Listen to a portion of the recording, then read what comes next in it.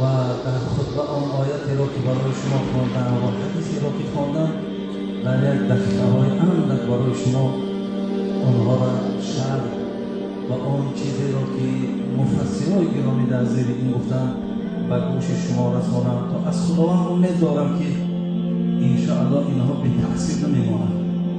حتما هر یک گوش کننده را که سخن حق است در دل و در معینه سر و در جگر او حتما داخل می‌شود، زیرا این برادران عزیز سخن الله است، این سخن پیغمبر نازنین است که این حتما تأثیر در ما شما می‌گذارد. برادران عزیز، خداوند خیر کرد استادای ما را پیغام و عبدالرحیم و پیغام محمد الله که به نوبت خوشان بسیار صحبت‌های خوب و بسیار صحبت‌های بلندی اگر گوشی که گوش کرده باشد خدا خواهد فقط یک آش شوربا قطینه بلکه انشاءالله باید معنویات بلندم از اینجا واردی خانه شود. این اشکالی که داماد در ابتدای سخنش گفت خوش به حال همه ما و شما که در این گونه محفل برادر عزیز شرکت داریم. و خدا این جای بسیار بسیار جای افتخار است. اینان آدما پیش یک فوتبالیست که ما خودم در عسکری کماند دینامو کیف نگاه میکردیم، کیف در خدمت میکردیم. اون زمان بسیار باید کماند آبروناک بود.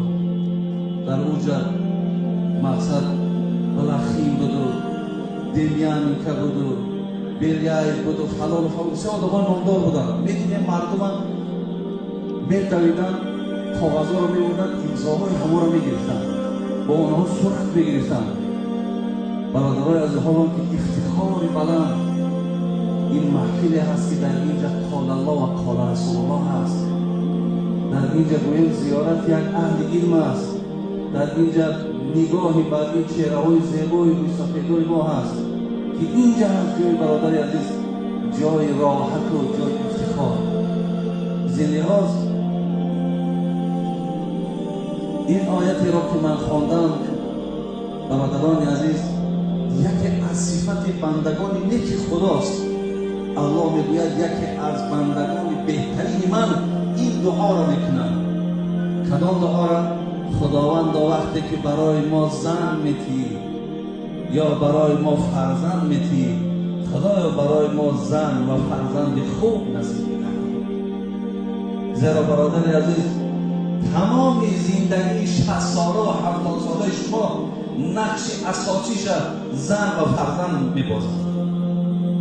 خوش به حال حتی پیامبر نازنین رو میگه من رزقه الله امرأة صالحه فقد اعانه فی شأن دینی. کسی را خدا زن خوب، زن پاک دامن، زن مؤمنه، زن خداشناس وقتی میتیش پیامبر میگه خداوند نصف دین تو را کامل کرد. اگر عکس شد زنی که اگر بی حیا باشد، بی عفت باشد، زنی که از خدا نمیترسیدگی باشد، اگر در نکاح تو باشد چه مشکلات، چه غم، چه بدبختی گویم شامل حال تو هست. زلحاظ بندگان نیک خدا دعاشان همین بوده است الله مهربان برای ما زن و فرزند نصیب بگردان که نور چشم ما در دنیا و در آخرت باشد. ولی این دعا را حتی برادرها اگر به قرآن نگاه کنیم، ما در دعای حضرت ابراهیم، در دعای حضرت زکریا رب جعلنی مقیم الصلاة و من ذریتی ربنا رب هب لی من الصالحین رب هب لی من لدنک ذریة طیبة. این دعاهای پیغمبران خدایا وقتی برای ما فرزند میتی، فرزندان باشن اهل نماز باشن، فرزندانی باشن که از ذات تو میترسن، خدایا برای ما این فرزند را عطا کن. ولی سخنی سبحان محمود ناظم این بسیار عنوانی بگیم شیخ الاسلام دارد، در دارالعلوم کراچی است پاکستان. این کس میگه اگر انسان از دو راه به فرزند یکی از راه دعا کردن، یکی فرزند در رو بروش نشسته و نصیحت کردن. این دو چیز را میگه اگر انسان در زندگی در نسبت فرزند روا ببیند، از این فرزند بسیار فرزند خوب میگیرد. ولی بسیاری ماها برادران عزیز دعا کردن در حق فرزند فراموش کردگی که فرزندها را دعا کنیم که خدای مهربان اون توفیقی که برای من داده که من 5 وقت نمازت میخوانم، از حلالت میخورم، از حرامت روی میگردانم، ترس خدایا همین را هم به فرزند من نصیب کرد. خدای فرزندای مرا خداشناس کن، خدای فرزندای مرا راه راست هدایت کن. میگه این دعاها را باید پدر و مادر در حق فرزندا میکنن. همچنان فرزندا را چینانده در رو بروشان نصیحت کردن در کار، از خدا ترساندن در کار.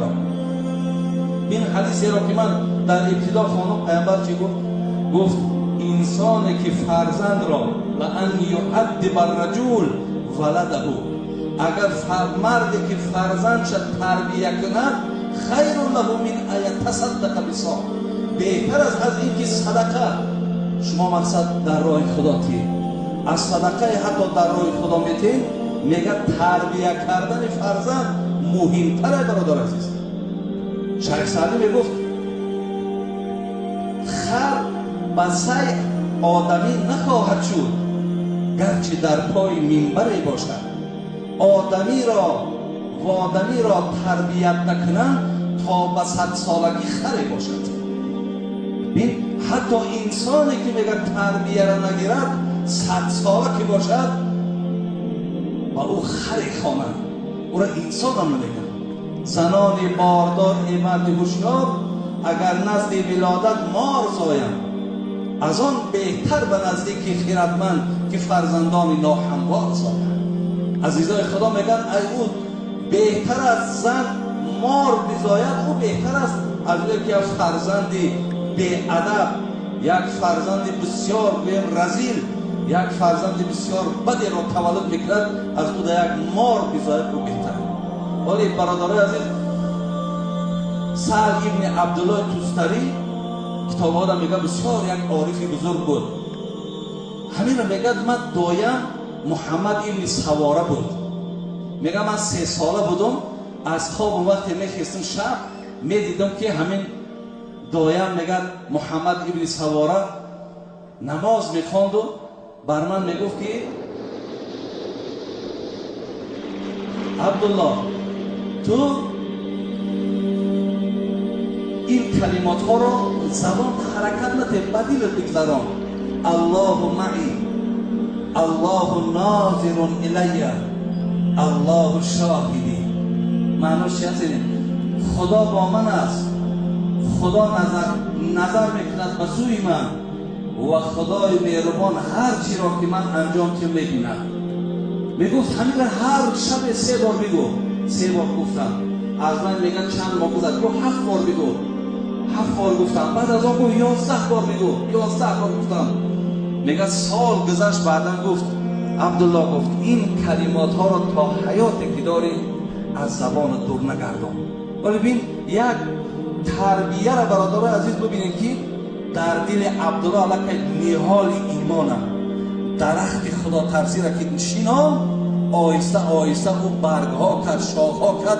مردک شد یک عارف، مردک شد یک خداشناس خدا ترسی که امروز از قصه او در بین مردم ها حکایت میکنه. یا از خود ابراهیم ابن محمد دامنی میگه یک کار میگه من تجربه کردم. ولی برادران ما امروزا این چیزها را بسیار در یاد فراموشی قرار دادیم. میگه همین تجربه را بکنیم فرزند خوب میگیریم. میگه من فرزند من میپرسیدم تو را کی آفرید؟ میگه میگفتم بگو الله.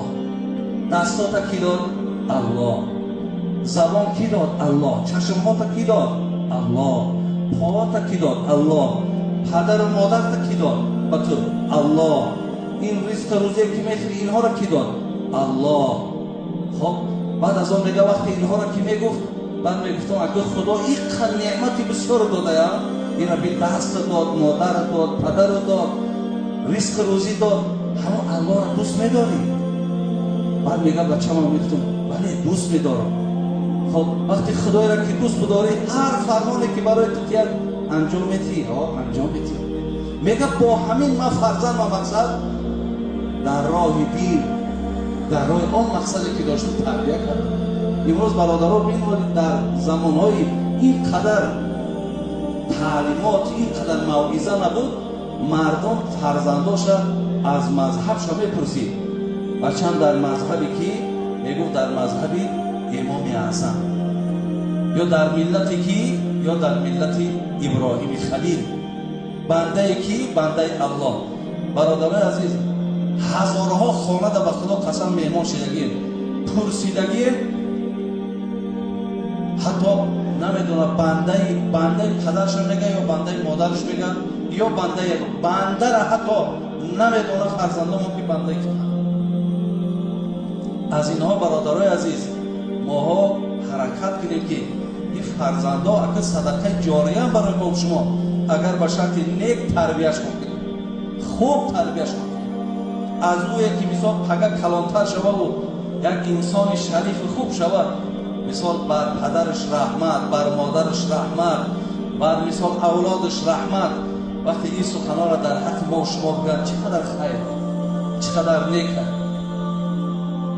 الله مهربانی دادن ما را هم از جمله فرزندان خوب بگردانه و آینده های نیکش الله مهربان نصیب بگردانه و خدای مهربان این دعاها و این موعظه های را که داملای عزیز کردند خدای مهربان از ما و شما قبول و به درگاهش و آن تمنیات و تعلیمات را که در اینجا ما و شما شنیدیم خداوند توفیق عمل کردنش بر ما و شما نصیب بگرداند. اللهم ارنا الحق حقا وارزقنا اتباعه و ارنا الباطل باطلا وارزقنا اجتنابه. آمین یا رب العالمین. السلام علیکم.